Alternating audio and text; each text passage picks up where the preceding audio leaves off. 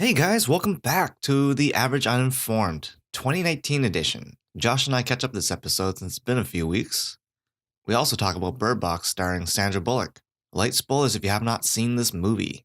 Thanks for listening and enjoy.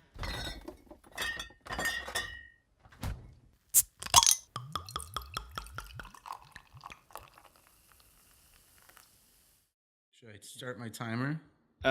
Sure. If you need one, I guess. I like to know how deep we're into this. Ready? I wonder if your stomach picked that up, or your mic picked up your stomach there. That was the back of my throat, actually. Oh. Yes, we are. I am ready. You may start the timer, and off to the races we go. Hooray! Happy New Year, Victor. Yes. New Year. I was going to say welcome back, but welcome to 2019. Yay! Does it feel different? Are you a new you? Yeah. Did you not know? I mean, you did new not. shirt. It took you a second to recognize me when I was outside waiting for you to open the door. That was cold. You were just like, who is this ugly person? Because I go the opposite way. People are always trying to better themselves. And I'm like, no, I'm going to make myself worse this year. You're so brave, Josh. Yeah. Well, that's me. You know? New Josh, braver Josh. How are you doing, Victor? I haven't seen you in two weeks. Good. A fortnight. Wait, what? Is that? Yes, that is a fortnight. Yeah. Huh. Yeah. I've been good. I haven't left the house for the last 3 days since New Year's. Yeah, you look a little pale. I don't know. You getting some vitamin D? That's not. It's winter. Yeah, it's winter. We finally got some snow. Yeah. Yeah. You want to talk about the weather, or do you want to move on? I like to say that we got 2 nights of rainstorms here. Yeah. Between Christmas and now. That was bullshit. Yeah. Does it kind of baffle you to think that one day you will tell your kids when I was a kid, it used to snow on Christmas, and now it doesn't. Yeah. Now it snows on my birthday in May. Yeah. It's so weird. How was your holidays? It was fine. You do much? I didn't do much at all, actually. No. I worked, not because I was forced to, but because I wanted to, because I had nothing to do. Well, I don't know. It's Christmas has kind of become less of a thing in my house lately. I mean, these past few years. My brother and sister for Christmas, my sister literally asked for her present to be just me coming over and just us having a family dinner together. How lame. I know, right? Unmaterialistic. She's 18 years old. Stop it. She should be asking for a credit card or something. Yeah. And my brother asked for Popeyes, the chicken restaurant. Yeah. My dad went out Christmas morning and bought him a thing of Popeyes, and he was so excited. My goodness. What is your dad doing? I want to say he's doing it right. He's raising those kids well. Well, my dad's confused. He's like, I'm trying. I just want to get them something nice because they've been good all year, but they don't want anything. And maybe it's good that they're so content with life they don't want to ask for anything. Yeah. Or they just don't care about. I get that. I'm to the point now where it's throughout the year, if I want something, I'm a successful adult, so I just buy it for myself. And then it gets to Christmas and you're like, well, I don't want anything. Please don't get me crap. Oh yeah. I would rather you not get me anything than you try to guess and get me fossil cleaner kit. Fossil cleaner? All the ones you dig the fossils out of? Yes. I don't know, but just don't get me stuff like that. Yeah. Don't give me crap. I would rather have nothing. Yeah. I won't say who, but someone got me this little solar powered bauble that you put on your dash. Yeah. And it just kind of wobbles its head. Victor, I got you that. No, you didn't. Shut up. And it's on my dash for a day, and I got annoyed with it. And now it's in my glove compartment. And that's where it'll remain until you clean out that car. Speaking of things, you went the other route. You got me some metal puzzles. Yes. It's ruined my holiday. Because you can't do them? Well, yeah. First, you have to take them out of the box first. I can see them sitting there. No. Okay. That one's back in the box because It's so frustrating. Eric's girlfriend looked at the instructions. I asked her, I was like, look at the instructions, like, tell me what it's supposed to look like at the end. Like, am I supposed to take all, like, the entire thing apart, or is just the chain supposed to come off? And she told me, it's like, it's just the chain. Okay. And then I looked over, and she's taking it apart. And I was like, oh, well, that's frustrating how easily you did it. And I spent a week on it. Yeah. How was your Christmas? It was okay. I had the flu for most of it.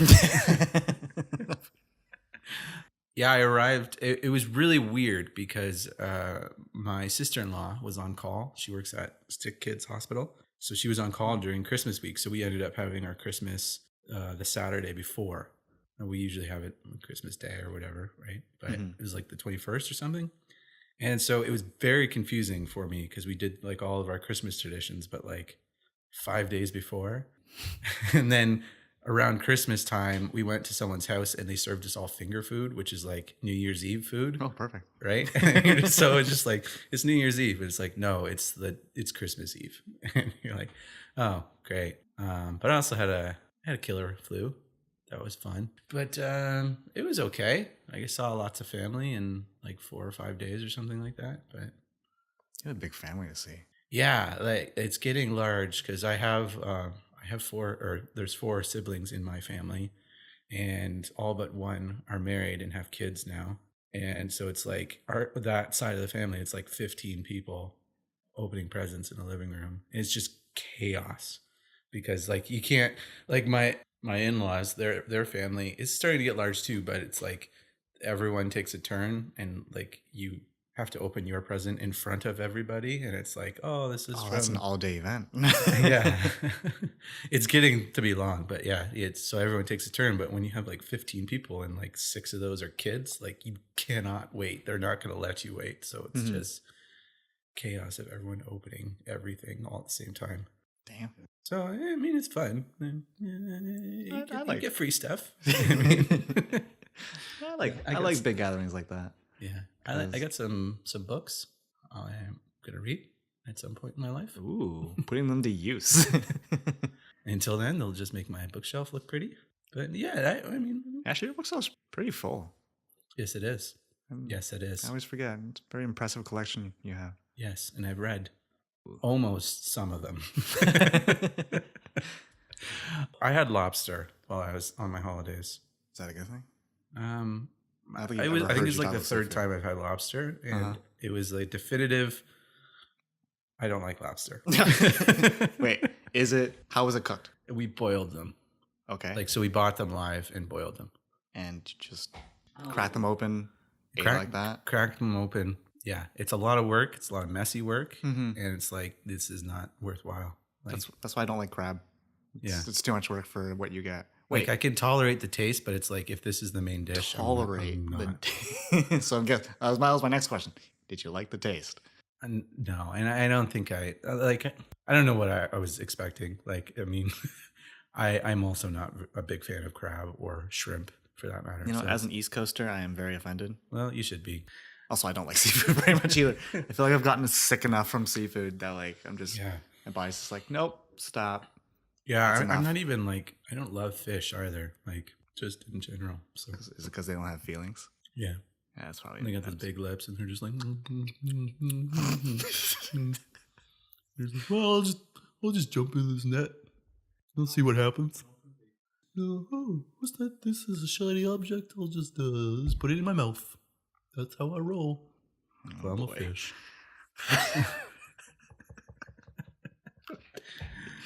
Oh, I missed you, Victor. Well, I miss you too, Josh. Okay. I went and saw Mary Poppins Returns over the holidays. Your blankness, did you know it was the first one? Yes, there was a first Mary Poppins. Like, is this like Returns in reference to like the original movie? Yeah. Oh. Like there was the original one in the 60s. Yeah. And then this was a sequel. How was it? It was actually pretty good. Who is Mary Poppins? Emily Blunt. Oh. And I've heard of her. They had the guy from Hamilton as like he was a what's it called? A lamplighter. So he would go around and light the fire lamps. Oh, right. That used to be a job back then. Yeah.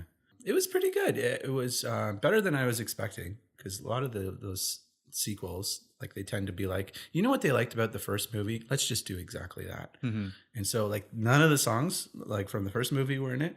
There's like little bits of like musical kind of hints at it, like in the score, but there was never like, she never sings a song that was in the first one, which was kind of great. Good thing, right? Yeah, exactly. Like, cause I don't, if I wanted to watch the first movie, I'd watch the first movie again. Like, Yeah, exactly. so, and Emily Blunt was fantastic as Mary Poppins. She kind of got the character down.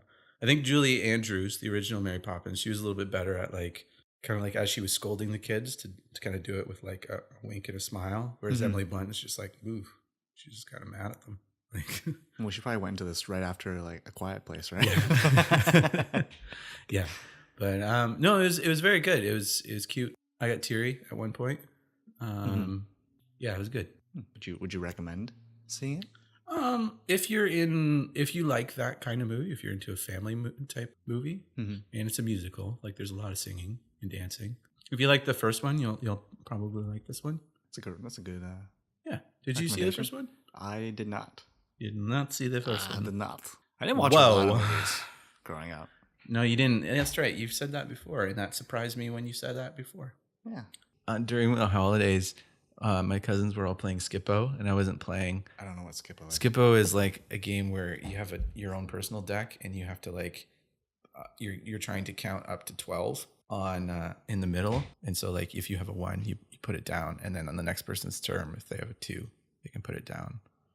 Whatever, but like if you don't have a card, you can put down. Is this like Dutch Blitz? It's kind of like Dutch Blitz, but you take turns, and it's Right. not all at once.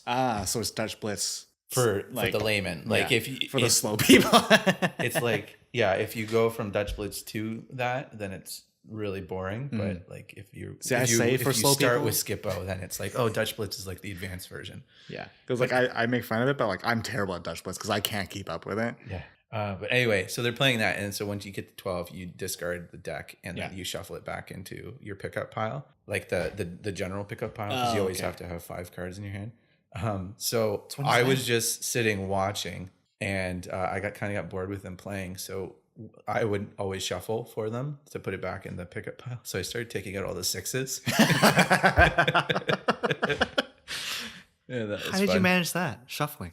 Oh, they would just hand it to me, and it'd be 1 to 12, and so I just pull up the 6 and then start shuffling. Oh, okay. I was like, you some kind of like magician with your sleight of hand, just yanking out like specific cards. All right, what do I got here? But that's it.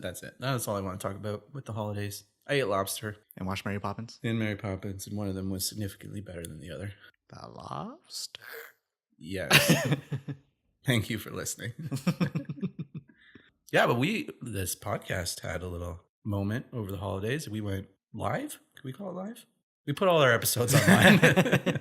Yeah. And so, we actually have some listeners now. We're not just speaking into the void. Oh, so I can't just scream profanities. No. Although, did you have any friends listen to it? I actually haven't mentioned it to my friends. Some of them have asked. Oh, you're embarrassed. I get it. No, it's fine. Some of them have asked. Sorry, go ahead. Just gonna leave it at that. No, I'm supposed to send them a link, and I keep forgetting. I told they know the name of the podcast.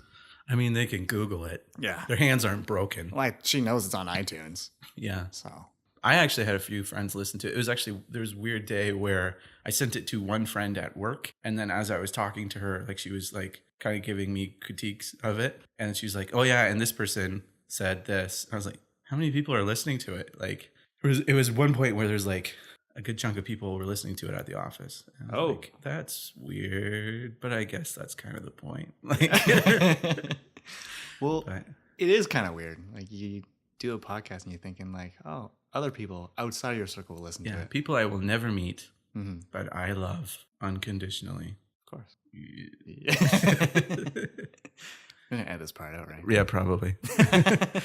Anyway, you haven't sent it anyone? You haven't heard any feedback from people? No, I have not.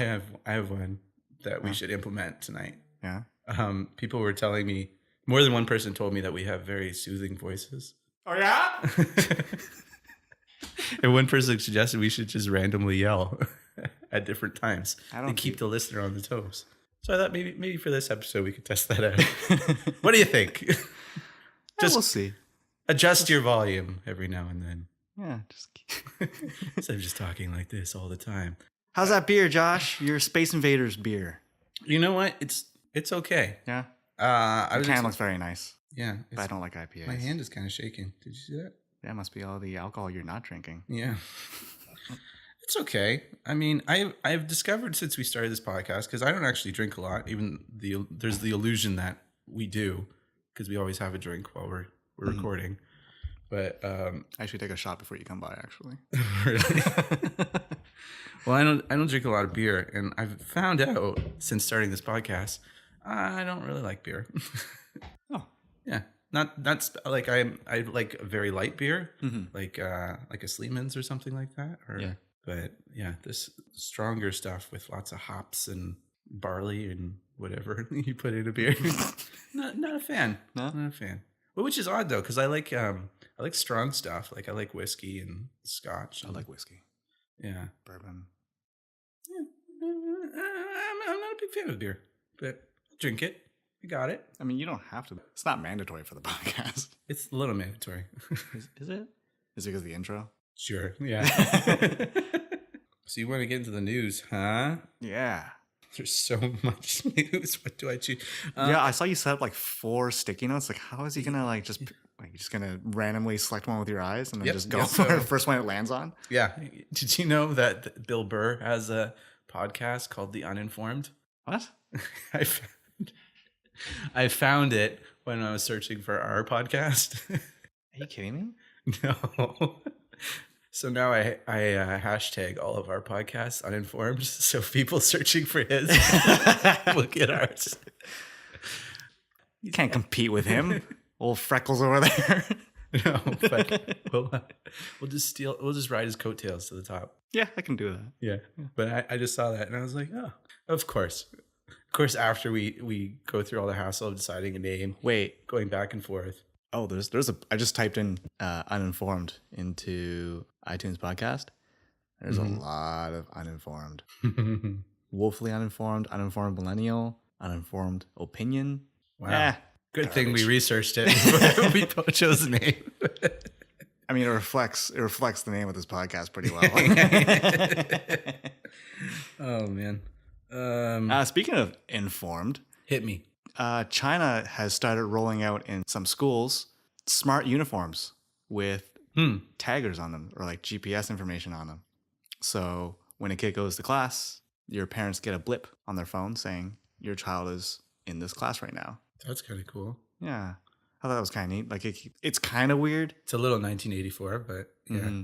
Is that the only thing that they do, or are they smart in other ways? I briefly read it. My dad actually showed me that. He was like, "Why didn't I have this while you were in school?" He would have needed it. I didn't do anything outside of school. I was more of a problem in the classroom, so. No. Yes. One thing I got in trouble most in school was just talking. Yeah. Yeah. Yeah, I had a brief period of that, but then I became the silent class clown. Like I would be hysterical, but only to like the people immediately beside me. Like I would just kind of say stuff under my breath to them. The worst was like, because I had quite a few friends that were similar to me in personality, so we always taught each other when we were needing each other, and like my teacher would end up moving me or someone else around the classroom just kind of like separate everyone, but I was always within like 2 seats of someone. I remember I would yell over stuff to like the guy 2 seats over. Oh man, we used to like teachers slide. must hate you. Yeah, we used to slide our Game Boy colors back and forth. I once in high school, I got paid to jump out the window. What? It was like on the first floor. Okay. But it was kind of fun though, because I was like, it was a minuscule amount, but because the teacher was doing like one-on-one interviews out in the hall, just like outside the door. So I jumped out the window and walked around and just like walked by her. How you doing? Go back in. Did you do it? Did you ever do it twice? No. No. But it's funny. Knowing you, I wouldn't have expected that. No. But these uniforms would have kept you on track. Equipped with 2 chips that record exactly when the kid enters and exits the school. Oh boy. It says here, it also flags the student for walking out of the school when they're not supposed to. And apparently if it notices you falling asleep somehow, I don't know if it keeps track of your vitals, it sounds an alarm. That's insane. That's awful. Yeah. Like, because I don't know. I don't think I've ever slept in class, but there's been times when I've been extremely tired. Yeah. And it's not like you want to fall asleep. So that would be awful. Yeah, I remember I've always put my head down. I gotten smacked for it. This was back when like teachers could smack you. That was not a thing when we were in school. Oh, it's an East Coast thing. Or maybe she just hated me. Also, if you think you could fool the system, each tracksuit is linked to a facial recognition scanner at the front entrance, making it impossible for kids to switch uniforms. So you can't just like put like 3 uniforms on one kid. Yeah. Isn't that weird? Some crazy CIA shit there. Well, it's just like, it's weird to think about that. Like, is that really their biggest problem in school is attendance? Because like if you go to the States, it's people are shooting people. Like, I don't think they have issues with school shootings there. Well, no, I'm not sure what their gun law situation is, but anyway, I was just thinking like the rule is you can't have one. In comparison, it's just like I don't know, because necessity is the mother of invention, right? So. Yeah. Well, I was talking to someone. I went to a New Year's party, and I was talking to some guy he's in the military right now. He's stationed in Minnesota. I've heard of that place. But he was saying that he walked into a Walmart and like there's an AR-15 there, just behind a glass case. But like you can just buy one for $2,000. Yeah, it's weird that they're just in Walmart. Yeah. But yeah, that's a can of worms I don't want to open. But I understand the saying, but I don't do you get want why. Do you want worms all over the place? Because that's how you get worms. Yes. Speaking of guns, though, did you hear the story this week? There's a guy in Oklahoma. He shot into a Taco Bell at 1 a.m. because they didn't give him enough sauce. Like he just had a handgun in his car, and they're like, "Do you want a hot and mild sauce?" And he was like, "Yes, please. I'll have lots." And they gave him like 4. Yeah. And he was just like, "This is not enough." And he got really spicy over that. Yeah. I mean, that makes sense. People would say that's an overreaction, but when you have taco craving, it's got to be a perfect experience. See, I feel I have to point out how dry your sarcasm is. Because I feel like some people will take you seriously when you say that. But it serious. is. I'm always serious. There comes a point, Josh, It is absolutely an overreaction. Well, I mean, it comes to a point where, you know, your taco cravings kind of take over, and it's just like protecting your child. There's nothing between you and that taco. I get it. I mean, yeah.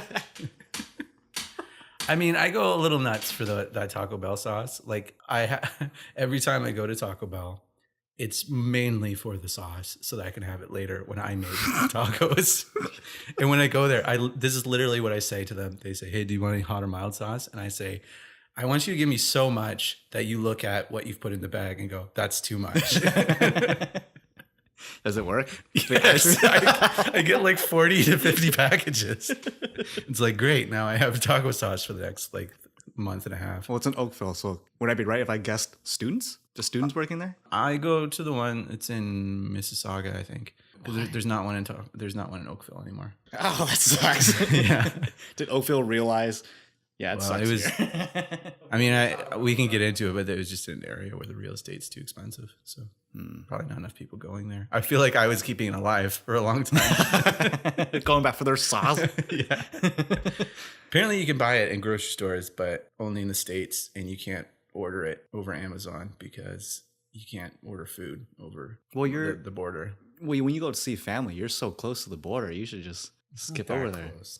Kind of. What is it, like 2 hours max?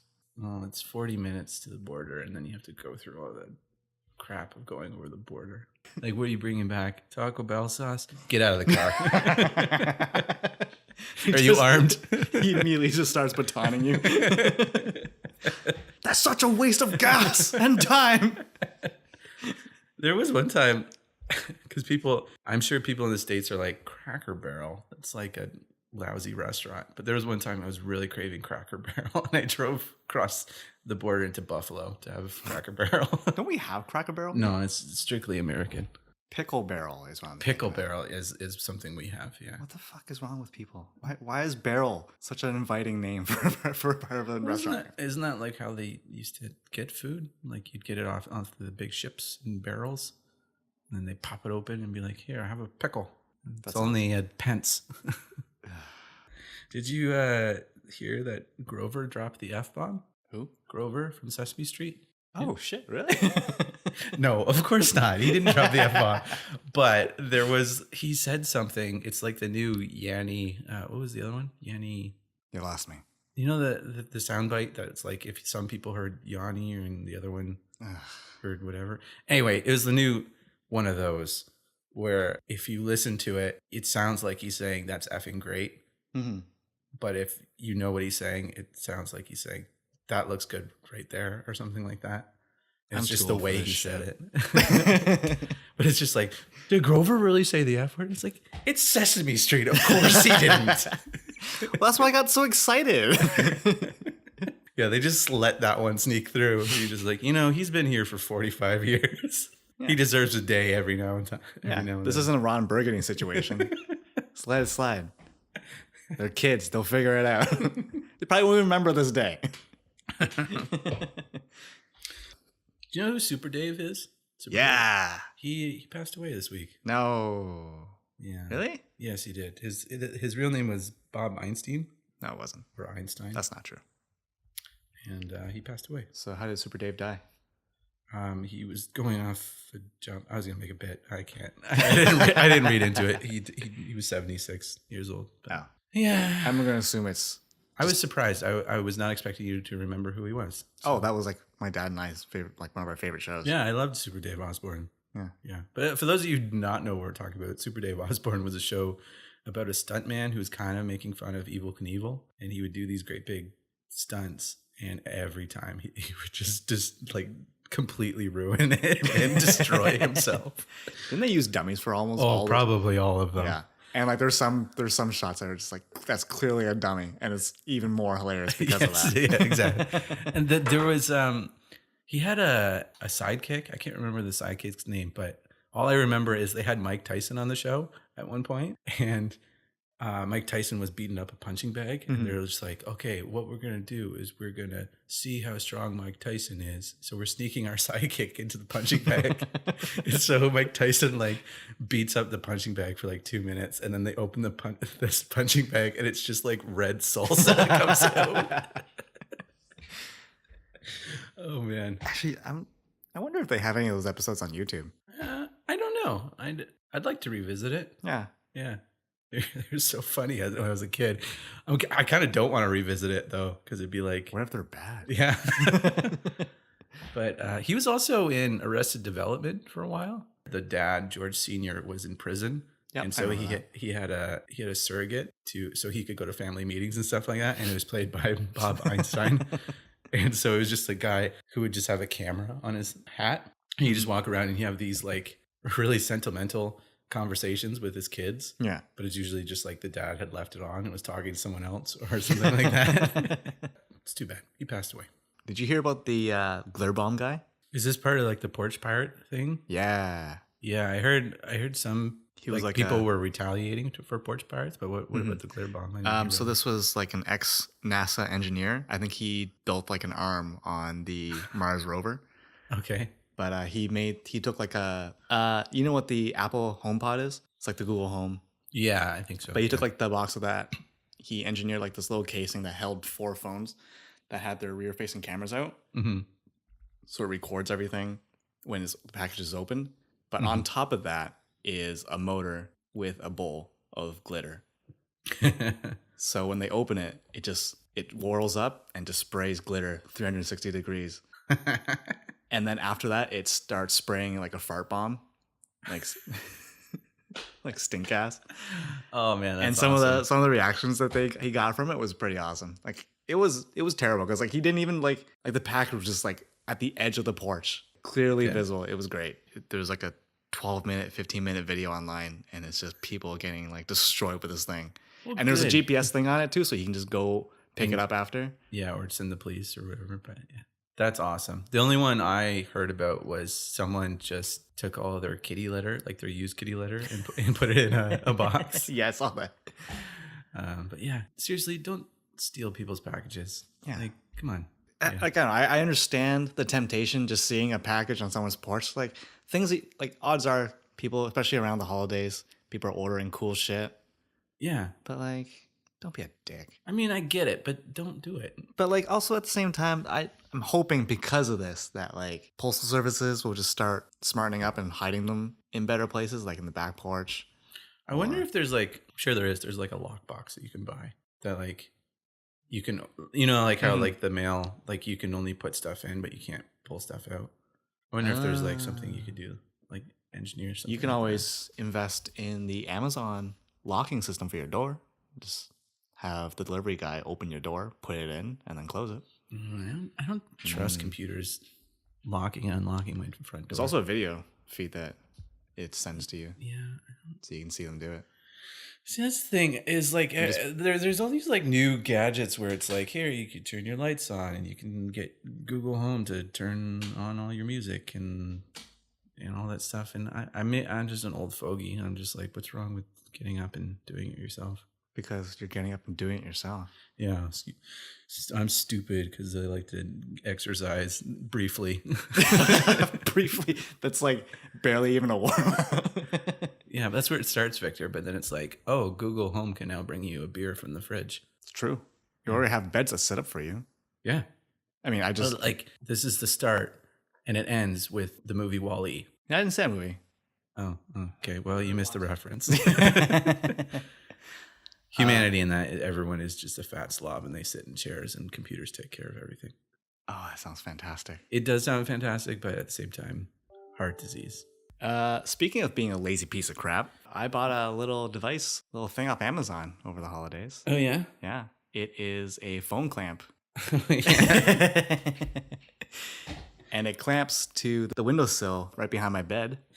And it holds the phone with this metal arm and hovers it right above my face while I'm laying down. It is fantastic. See, I'm okay with that. And here's why. Because it's not a computer. And you're not going like, hey, Schmoogle, can you lower the thing down so that I can see it better? Like it's literally just a metal arm that you move around. So I'm okay with that. It's been something that I've like wanted for probably like 5 years.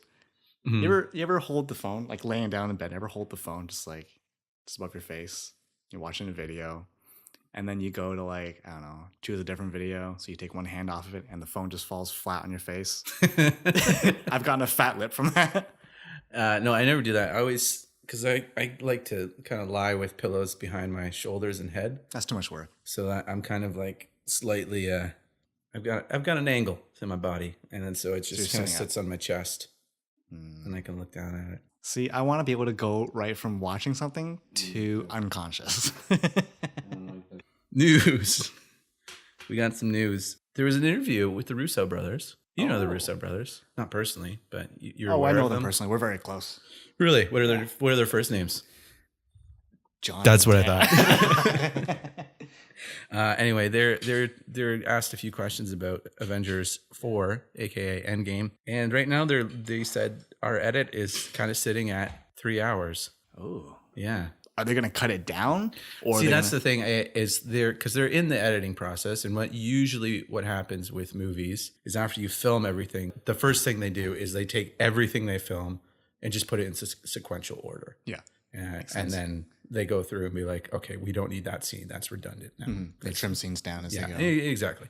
And so I don't know. The interview didn't specify whether that's what they were talking about or not, but they said that's where they are right now is 3 hours. So it could very well be cut down, but it's looking probably it's going to be the longest Marvel movie, which it kind of should be if it's going to be the closer, like the finale. Like, like, would you be okay with 3 hours? Wait, all right, let's go back. How many superhero movies has there been that's gone to 3 hours? Probably just Watchmen is the only one that comes to mind.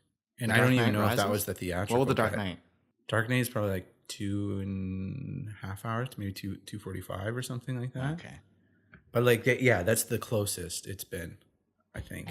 So I don't know.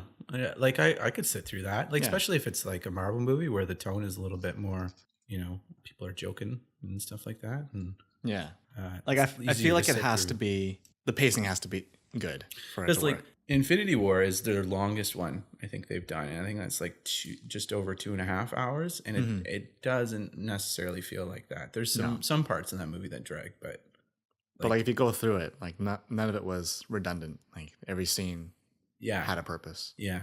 So anyway, yeah, I'm fine with 3 hours. Yeah, I can live with 3 hours. It's kind of interesting. I was listening to Kevin Smith's podcast today, Fat Man Beyond is what it's called now.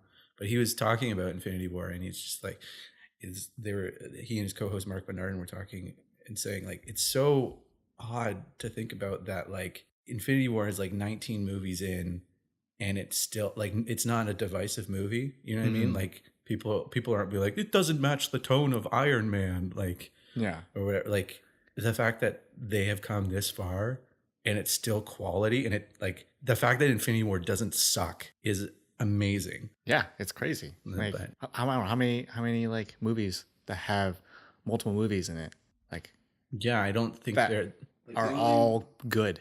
Like there's some movies like Thor: The Dark World, not great, but like it's still watchable, decent. Yeah, I'm trying to think. Like the only movie series that's been around for that long is maybe James Bond. I suppose maybe Star Trek. They're a movie series, but again, those are really old though. But like I don't know, fair comparison might be like Mission Impossible, which are also very good. But even that, like that's all been since like 95 or something like that. Like I guess, and there's only been 6 movies. I'm just saying, like as far as like having so many, I see and they're still good. Like even James Bond, there's some that aren't so great, and then even in like Star Trek, there's that whole thing of like all the odd number ones are bad or something like that. But that's a weird system to follow.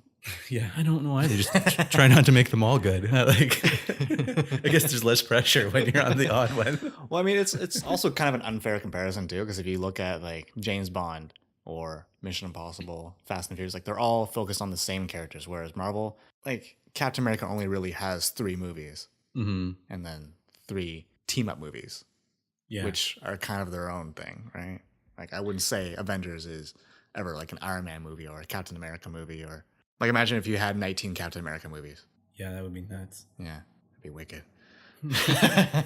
But there'd be no way that number 19 would be as good. No, you're at that point you're scraping the bottom of the barrel for and stories. There's no way that Chris Evans would still be doing it.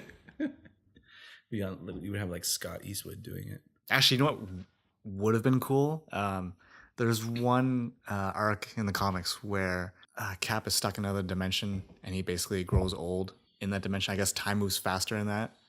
Okay. And I believe he has like a son as well. And he basically lives through an entire lifetime before getting like transported back somehow. That sounds like a Star Trek episode. And I believe that is a Star Trek episode. I think that happened to Picard. Oh, it did, yeah. Remember he learned how to play that like lute? Mm-hmm. He have his own farm or something like that? Yeah. Yeah. Oh, wow. I don't think we're going to go any much further with that. Anyway, we should probably, we'll talk about Infinity War another day too. We'll really dig into it. Yeah. I guarantee you we will talk about it before Endgame happens. So we've talked before about Jude Law's character in Captain Marvel. It's a Jude Law. And so like one of the toys was like, he's Jan Rog, but then they're like, no, he's just Star Force Commander. And now like other toys are like, he's Marvel. And so it's like, it keeps going back and forth as more leaks happen. It's like, he's Jan Rog, he's Marvel. Are they combining the characters? Maybe that's what they're doing, or maybe they're trying to like... Because imagine like you gave Lego one name and then you gave like Hasbro another. Just to fuck with their customers. Yeah, I don't know what their plan is there, but at this point it's like, I don't really care. Yeah. Plus, I don't know anything about these characters, so it doesn't change anything for me. Like I'm still stuck with, I still don't know anything. Well, and that's the thing too, is like in what we've theorized in our other Captain Marvel talks is that he's going to be a bad guy anyway. So even if you're calling him Marvel, he's still going to be a little duplicitous.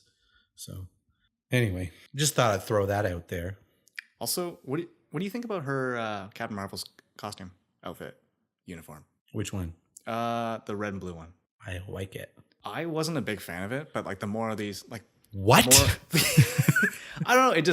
It looked had the like same complaint about Iron Man's Mark 42 from Iron Man 3. Like the gold one.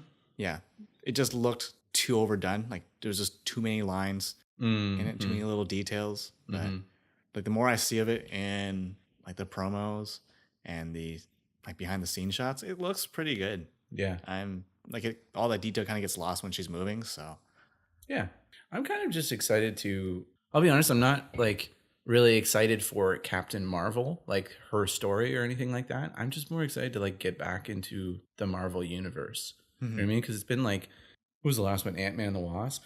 It's been like 6 months now or something like that, just about.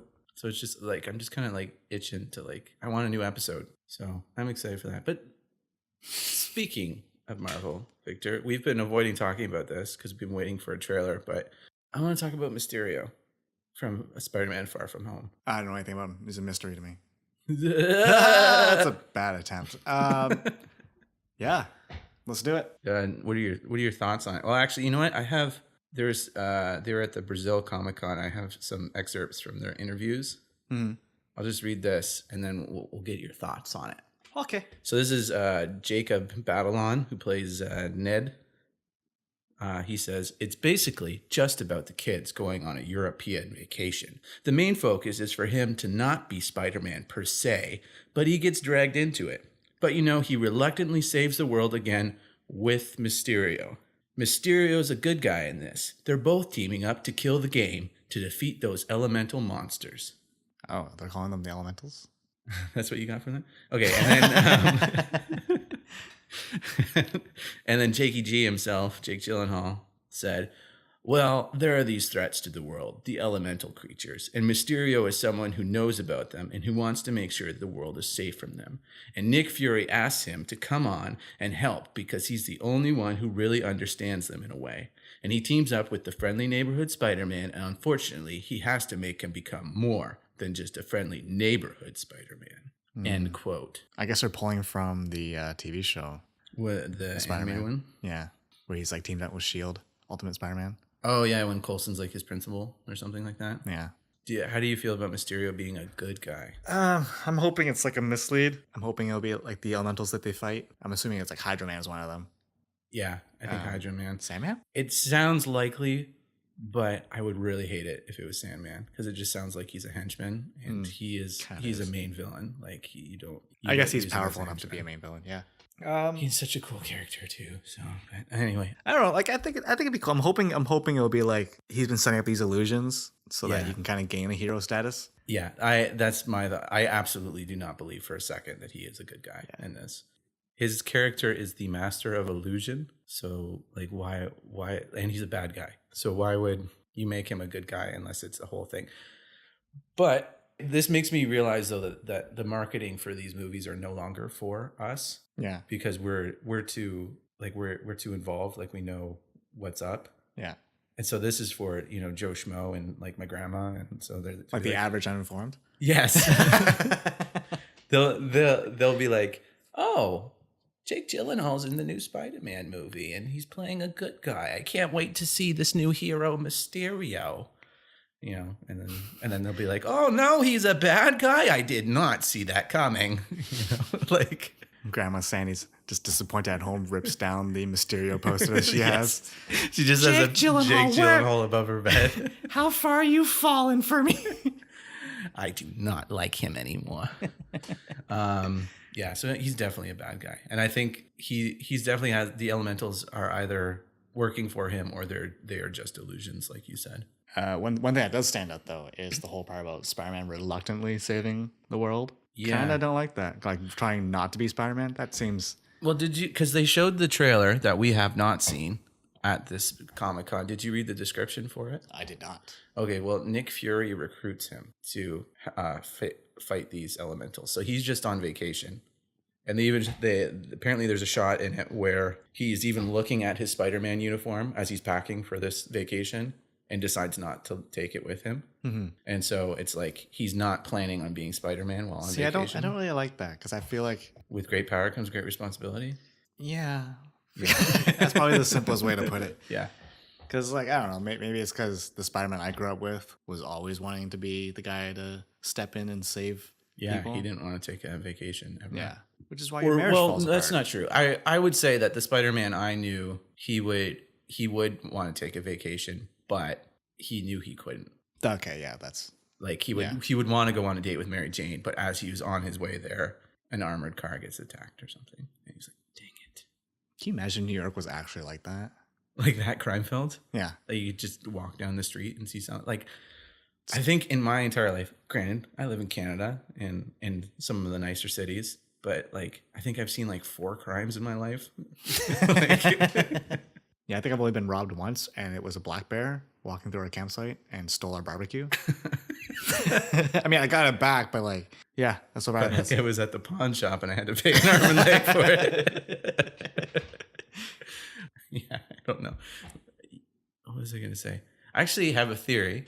This is not based on anything. Like it's just my own speculation. Mm-hmm. But so Nick Fury hires Spider-Man, Peter Parker, to help Jake Gyllenhaal, Jakey G, to fight these elementals. Now, logic would assume that Mysterio is actually the bad guy and he's working with the elementals to, I don't know, for whatever reason, maybe he wants the fame, or maybe, you know, while he's doing this, someone else is stealing money from a bank. So he's a distraction. Mm-hmm. But anyway, so Nick Fury hires him. He's already working with Mysterio. I think there is no way that Nick Fury does not know that Mysterio is a bad guy. Like he is the head of S.H.I.E.L.D. So what if Nick Fury is working for Mysterio? There is someone who was put in the cast early on. He was announced as cast. He even posted on Instagram that he was cast. Mm-hmm. He's playing a character named Dimitri. Now, he could be just a guy named Dimitri, but if you go to Spider-Man's Rogues Gallery, there's a character named Dimitri, named the Chameleon. And the Chameleon is a master of disguise. Yes. So what if Chameleon is working for Mysterio, poses as Nick Fury, and hires Spider-Man to help Mysterio with the fighting of everything. So I'm not saying that Nick Fury's, like the real Nick Fury's not in it at all. Yeah. But I'm saying like for that initial recruitment, that it's Chameleon. And then maybe Chameleon's in the background stealing shit. Yeah. Like more like it's a whole con. If it is a Chameleon, do you think he's going to go the prosthetics route, or do you think he's going to be a shapeshifter? I think after Captain Marvel with the Skrulls.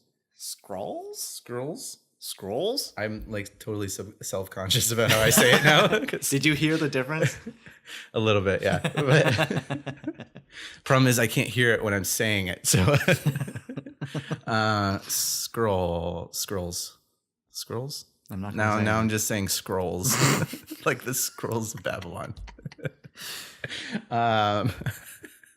Anyway, we'll see shapeshifters in Captain Marvel, so I think that's like the easy way out. What would you prefer though? Like just like let's put aside what they're going to do. What would you prefer? I would prefer if they went with the shapeshifting route, purely to make Spider-Man's life difficult. Because imagine if like he ripped off Chameleon's face or mask, and he runs around, like he gets away, tries to disappear in the crowd, but the entire time he's trying to put on prosthetics. He puts on a new nose, waiting for the glue to dry, just holding it, running down an alley. He's using like the paintbrush on the sides. He puts the eyebrow like an inch too high. Dang it. Yes. We haven't talked about Bird Box. Do you want to talk about Bird Box? I'll just briefly talk about it. Sure. So I was kind of surprised when you said you watched it, because it kind of falls into the horror genre, which isn't something that you generally gravitate towards.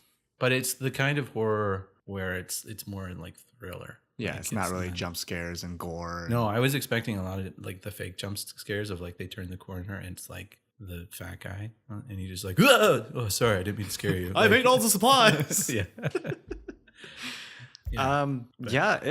Well, you want to just give a brief summary of the movie without spoiling it? So basically the premise... do we care? We want to just go into spoiler territory. Well, it doesn't really matter. The premise is that Sandra Bullock is a woman in this movie. Enough said. That's it. That's the whole movie. No, Sandra Bullock, it's like these weird creatures that are never really explained why, but if you see them, you go insane or you try to commit suicide. Mm-hmm. And so they just suddenly appear one day. And so it's about Sandra Bullock kind of surviving in the first initial days of dealing with that, of having an enemy you can never look at. And like these are the kind of monsters, well, I'm going to call them monsters, but like they don't physically harm you. So apparently, according to like information from the movie, when you see it, you see your worst fears, and that's what kind of drives you over the edge. But anyways, so yeah, there's these entities that is slowly killing off. Actually, not even slowly. They're killing off the population of the world. So by present day in the movie, it's just very few people. I think it's 5 years after the initial. Oh yeah, because in the beginning she gives birth to kids. Yeah. Mm-hmm. And then by present day, they're like what? Yeah, like 5 years old. And like the whole present day part of the movie kind of takes place with him going down the river. Yeah. So there's a narrative device where it takes place both right after the initial attacks happen and 5 years later. And 5 years later, Sandra Bullock has 2 5-year-old children with her, a boy and a girl. And they are going downriver because they have been told there's sanctuary downriver, a safe place for them to live the rest of their lives. And so it's kind of just going back and forth. Like it'll show, a little segment from the present and then go back 5 years and show into something like else. D-Day or whatever. Yeah. But every time they do that time jump, like a bit of time passes. So like they jump back to the present, like the second time it's like 12 hours. Then they go back to the past, it's been like a week. And they go forward and it's been like 24 hours down the river. But I don't know, like I don't usually like that kind of format for a movie, but like for this one it worked out pretty well. Yeah, I did like it. It did remove stakes for me because she hauls up with a whole group of people, and like the starting scene is like in the present, like five years later, and it's just her and these 2 kids. Yeah. So at some point, any person she comes into contact with or stays with is no longer in the picture. Yeah. 5 years later, whether they die or they go off on their own or whatever. And so that to me was kind of a hindrance because I was like, well, I don't care about these characters then because they're not going to stick around. Like I'm not invested in any of them. Actually, like, and I know that Sandra Bullock will be safe and these kids will be safe, at least in the past. Yeah. So, but what you think of the movie? You know what? I went into it expecting it to be really dumb. I saw a trailer for it months back whenever they announced it was coming out. And I was like, that looks like a dumb premise. I can't believe they hooked Sandra Bullock into this. Like, and then I saw like that when it came out, there's all these memes and people were raving about it. And like, it was a lot better than I thought it was. Actually, an odd coincidence, I had watched A Quiet Place about a week before, which is the other Sense demon movie. So in that movie, they can't make a sound or these creatures will come and kill them. Yeah. And I liked that one a lot more. Yeah, I definitely felt like it had a bit more stakes in it. Well, yeah, because there's an incident that happens towards the beginning of the movie where you're just like, oh, any of these people could die. And yeah, I was pretty happy with that. Yeah. That scene. And so with that, the narrative device they chose for Bird Box, like it had the exact opposite effect where it's just like, okay, so all of these people are going to die except for these people. I made a joke. Like I watched it the first day it came out with a friend, and I made a joke. This is Bird Box? Yeah. Like this must be like the lowest budget for a monster in years. Yeah. Because like it's just the wind. It's just the wind. You know what? This is like how. Did you ever watch M. Night Shyamalan's The Happening? Yes. Yeah, this is the good version of that movie. Oh yeah. Yeah, I forgot about that movie. That was horrible. But yeah, they had a great cast for Bird Box. Like everybody was amazing. Like John Malkovich as he was actually my favorite character. The a-hole. Douglas, yeah, he's like he's like a typical asshole in like a monster movie horror. Yeah, that is just like trying to. He's a survivor. Right? Yeah, yeah. But you know what? The one thing I didn't like about his character is that usually when those characters, they're not always right. They just want to do what they think is right, and sometimes it's like from everyone else's perspective, it's the worst decision in the spot. But like everything that he pitched was reasonable. And they were just like, no, you're crazy and you're a dick. Well, yeah. And I mean, he does even say at one point, I'm always right. But yeah, I would agree with that. Like most of his things they were heartless and a dick move, but it's just like kind of like, yeah, but you kind of need someone to do that. And it like if this was The Walking Dead, like that's Rick's character, but Rick also has kind of a balance of like he does make good decisions. Yeah. Like For morally good for the decisions crowd and as not well. necessarily like a selfish one for him and Yeah. immediate family. But yeah, you like Rick definitely went down that road towards more towards that character's alignment. Mm-hmm. Yeah, no, I think the line where he says that I'm always right kind of ruined his character a little bit for me as well. All right, I liked it because he's smug. He was also drunk then. No, like from a character perspective, that's fine. But like as a viewer, it's like, oh crap, is he actually going to be right for all of this?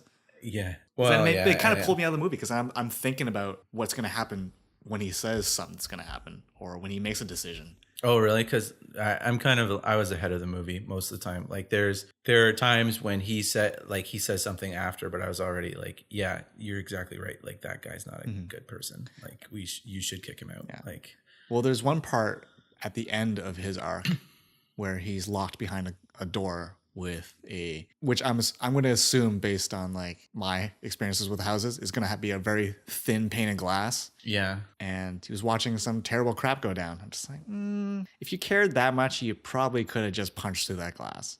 Probably. And like knowing how those kind of doors are made, the glass probably wouldn't even break. Probably just pop out of the frame. Like, yeah, that's probably true actually. But yeah, Bird Box was good. I was surprised how much I liked it. And a lot of it has to do with the performances in it. I remembered this guy's name because he was the guy in Predator that I liked. I was trying to remember it. His name is Trevante Rhodes. Yes. And so now it's memorized in my head because in every movie I've seen him in so far, I've liked him in. So he played Tom, who was this, he was kind of like the voice of reason in comparison to everyone else. And he was, well, maybe not the voice of reason. Would you say he's the heart of the movie? Yeah, I would say he's the heart because he's definitely like he's the first one to be like, that person needs help. Let's go help them. Mm-hmm. Whereas everyone else is like, maybe we should just stay inside and keep the doors locked and not do anything. Yeah. And so he was a really good character. I'm trying to look up his name in Predator. It was Nebraska. Nebraska. Yeah. That's a wicked name. Yeah. Yeah, I really liked it. But I in comparison... And that was the thing I couldn't decide. I wonder if I would like Bird Box more if I had seen it before I saw A Quiet Place. Maybe not right after A Quiet Place. Yeah. Because I've seen both, and I like them both for different reasons. Yeah. Like A Quiet Place, like there's some logic flaws in there. Like there's some, like there's one part where the dad takes his son to a waterfall and he's like, hey, we can make as much noise as we want here. And you're just kind of like, well, why don't you live here? People have mentioned that, but like, I don't know, especially finish your thought. Well, it's just like, there's just little logic flaws in there, but the movie is so well done as far as characters and like how much you care about each and every person in the movie that you just kind of overlook them. Mm-hmm. Whereas Bird Box, I don't remember seeing that any kind of logic flaws in it to my knowledge, but there was just something that just lacked that extra something that A Quiet Place had. Mm-hmm. Well, like with the whole waterfalls stuff in A Quiet Place, I'm just trying to picture building like a shelter at a waterfall. Like it's constantly being bombarded by water, like mist. It wouldn't be a comfortable thing. And they're on a farm with food, That's true. And like hauling lumber, unless there's a store right next to the waterfall, you're going to need a vehicle and those things. Yeah. And you're chopping down trees. But would that be a worthy sacrifice though, so that you could make noise and not have to worry? Like if for a short-term shelter. Like imagine if you had night terrors, like you just couldn't control them. That's like, all I have. What if you have like uncontrollable flatulence? Like actually, or you get the flu, right? And you have to cough all the time. Well, the one that did bother me about A Quiet Place is at one point there is, like, I don't know if this is a spoiler, but like there's a device that one character pulls out that causes noise. And I was thinking, like, why don't they use that everywhere? Like, imagine just having one of those devices everywhere. So if you ever come across a monster, you just get that thing going, you toss it, and then you run the opposite direction. Oh, you mean the egg timer? Yeah.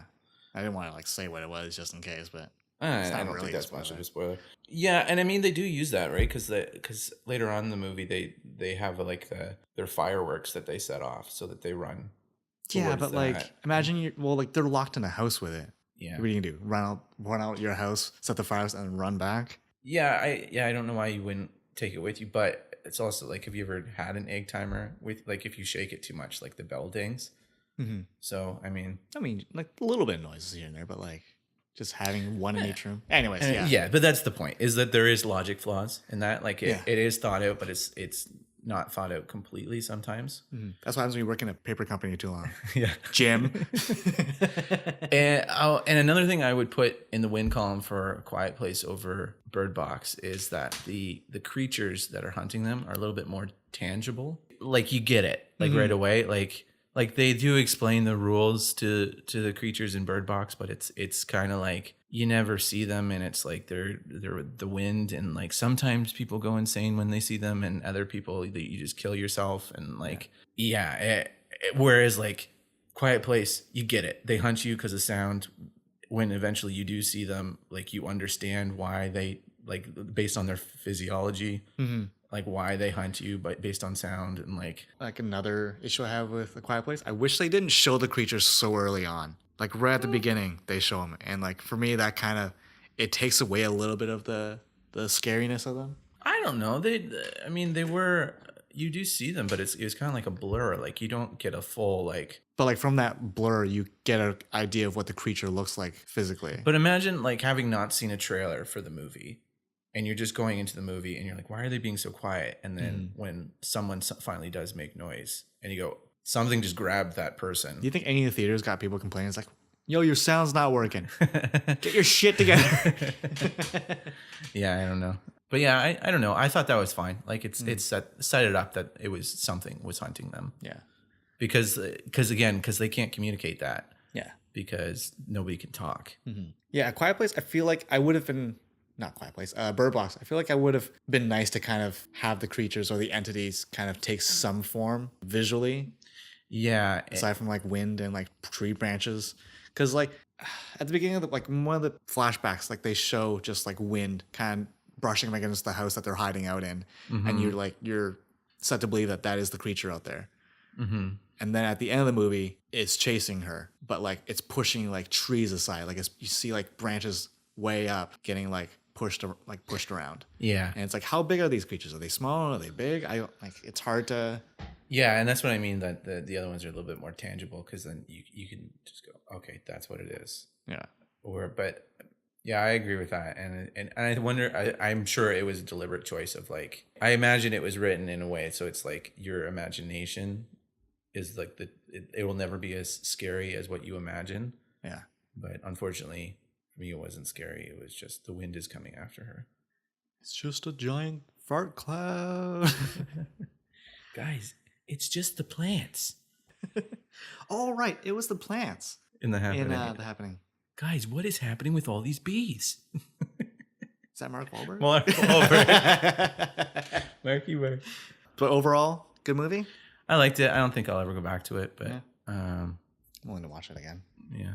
It got a 63% on Rotten Tomatoes and a 5.5 on IMDb. 63, really? Yeah, it's a lot lower than I expected. Yeah.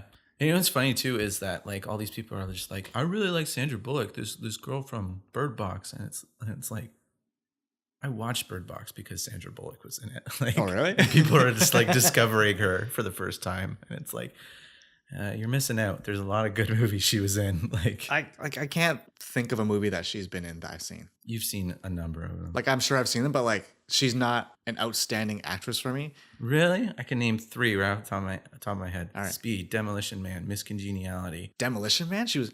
Oh shit! Yeah. Like I don't. Ocean's 8, which was, but like I don't watch movies because of her, but like I'm happy that she's in them. Yeah, I get that. Like, yeah, I'm not It's not like Tom Cruise or Tom Cruise. Yeah, Tom Cruise. No, I get that. Like, I said that I watched it because of her, but it was more like, you should watch Bird Box. And it's like, well, who's in it? Sandra Bullock. Oh, okay. I could watch that then. Yeah. Like, kind of like she's got enough on her belt that that like if she's accepted this movie, it's got to be there's at least a level of performance to it. But yeah. I liked it. The face and shrug you're making right now, I'm not sure. I liked it.